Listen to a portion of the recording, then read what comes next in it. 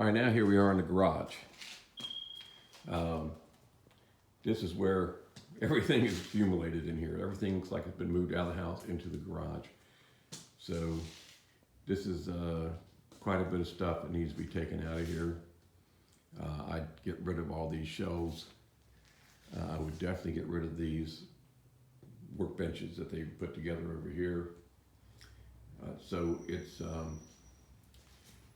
the room itself is in pretty good shape.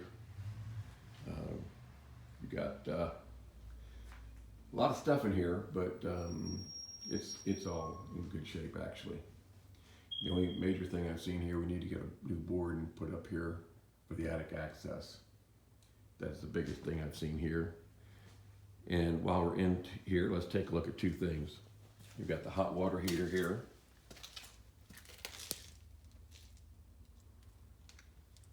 And this one looks to be in pretty good shape. The one thing I do see is, you see this right here? There is an overflow pipe, but there's no pan underneath this hot water heater.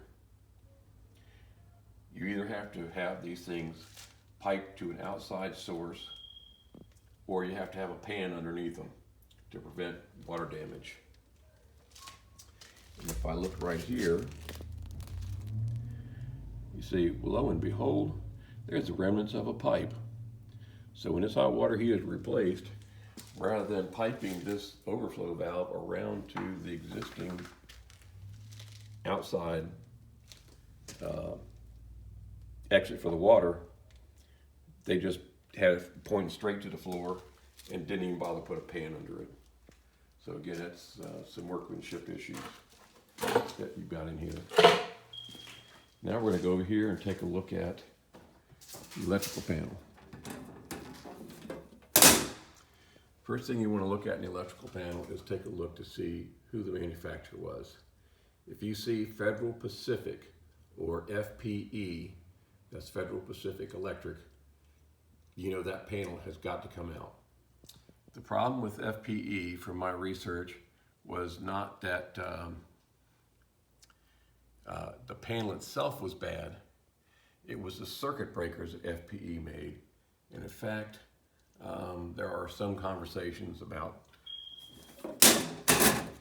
the fact that they rigged, or they basically falsified their test results when they gave it to United Laboratories that approved those circuit breakers. The problem was that the circuit breakers would not trip when they needed to be tripped. And so that was a problem with FPE. So anytime you see any FPE materials, electrical wise, they need to be replaced. Okay, one other thing about electrical things. This house was built in the 90s, so it's not an issue with this house. But if the house was built in the 1970s, one of the things you're going to want to do is take this cover off the wall. And you want to look behind it, and you want to find out whether you have aluminum wiring or not. And I can tell you that aluminum wiring is dangerous. The house that Peggy and I lived in back in Virginia Beach had aluminum wiring. It was built in 1977. And we had two cases where that aluminum wiring almost got us.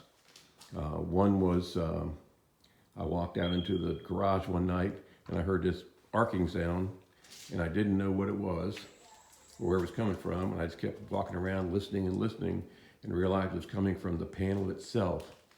And so I took the cover off of the panel, just like that.